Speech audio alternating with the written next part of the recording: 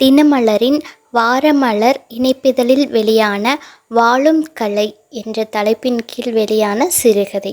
இந்த மாதிரி சிறுகதைகள் கேட்கணும்னா இந்த சேனலை சப்ஸ்கிரைப் பண்ணி வச்சுக்கோங்க. தேங்க்யூ. பெரியம்மா பையன் கல்யாணம். 2 நாளைக்கு முன்னாலேயே வர சொல்லி சொன்னார் பெரியப்பா. பசங்க சம்மர் கிளாஸ் போகிறாங்க. எப்படி 4 நாள் தனியாக இருப்பாங்க? யோசனையுடன் கணவனை பார்த்தாள் புவனா. உன் தோழி சித்ரா இந்திரா நகரில் தானே இருக்கா, அவளை கேட்டு பாரேன். ஊரில் இருந்தா அங்கே விட்டுட்டு போகலாம் என்றார் புவனாவின் கணவர். தாராளமாக. இங்கே எங்கள் வீட்டுக்கு அழைச்சிட்டு வா புவனா. என் பிள்ளைகளும் விடுமுறையில் தான் இருக்காங்க. கோடை பயிற்சி வகுப்பு நேரம் போக பசங்க சேர்ந்து விளையாடிட்டு இருப்பாங்க. அவங்களுக்கும் பொழுது போகும் என்றாள் Chitra. Thanks Chitra. Spoken English class, swimming, maths கோச்சிங்னு பணம் கட்டி சேர்த்தாச்சு. இவங்களை அழைச்சிட்டு போனால் சரி வராது. பரவாயில்லை புவனா, இங்கிருந்து போகட்டும், நான் பார்த்துக்கிறேன். நீ கல்யாணத்துக்கு போயிட்டு வா. நான் அதுக்கப்புறம்தான் எங்கள் ஊருக்கு போகிறேன்.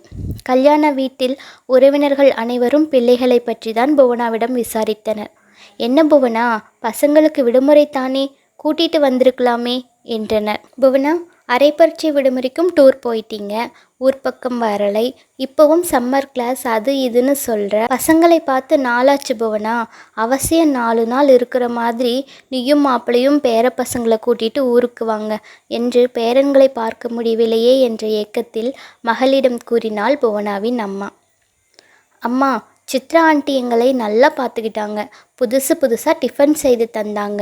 வீட்டில் இருக்கும்போது வருண் சுதாகருடன் கேரம் விளையாடினோம் என்றான் பெரியவன். அம்மா, நாங்களும் உங்களோடு வந்திருக்கலாம். சிபி அண்ணா, முத்து மாமா எல்லாம் வந்தாங்களா? சின்னவன் ஆவலுடன் விசாரித்தான். நீ எப்போ உங்கள் கிராமத்துக்கு போகிற சித்ரா என்று கேட்டாள் புவனா.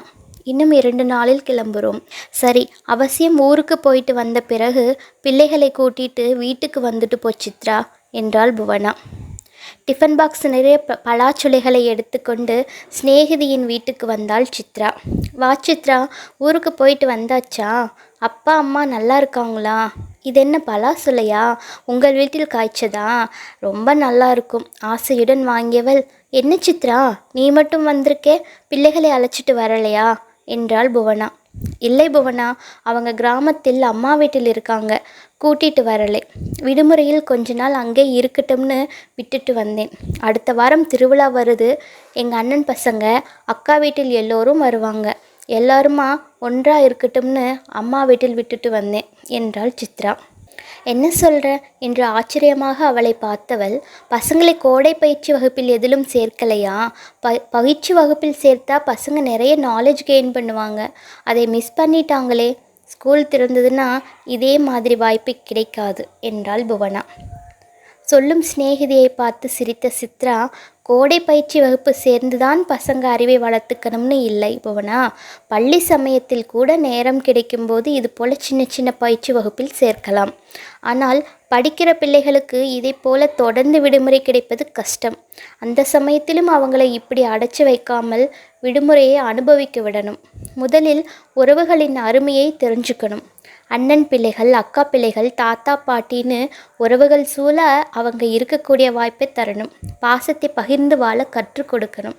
இப்படி தனித்தீவாக எதிலும் அவங்களை கலந்துக்க விடாமல் படிப்புன்னு ஒரு வட்டத்துக்குள் அடைச்சி வளர்த்தா நாளைக்கு பெரியவங்க ஆனதும் உறவுகளின் உண்மையான நெருக்கமும் பாசமும் கிடைக்காமல் விலகி போயிடுவாங்க.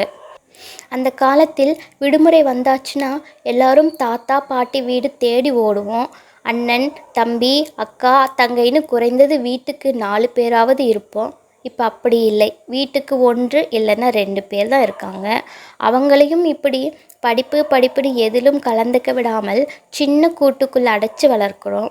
அது தப்புன்னு என் மனசுக்கு தோணுது சித்ரா. நாம் அந்த காலத்தில் உறவுகளோடு சேர்ந்திருந்த அனுபவித்த சந்தோஷத்தில் பாதியாவது நம் பிள்ளைகள் அனுபவிக்க வேணாமா? படிப்பை மட்டுமில்லை, வாழும் கலையை பிள்ளைகளுக்கு சொல்லிக் கொடுப்போம் என்று சொல்லி முடித்தாள் சித்ரா. அம்மா, நாங்களும் உங்களோடு வந்திருக்கலாம். சிபி அண்ணா, முத்து மாமா எல்லாரும் வந்தாங்களா என்று கண்களில் ஆவல் தெரிய மகன் விசாரித்தது புவனாவுக்கு ஞாபகம் வந்தது. சித்ரா சொல்வதை மறுக்க முடியாமல் அமைதியாக இருந்தாள் புவனா. தேங்க்யூ.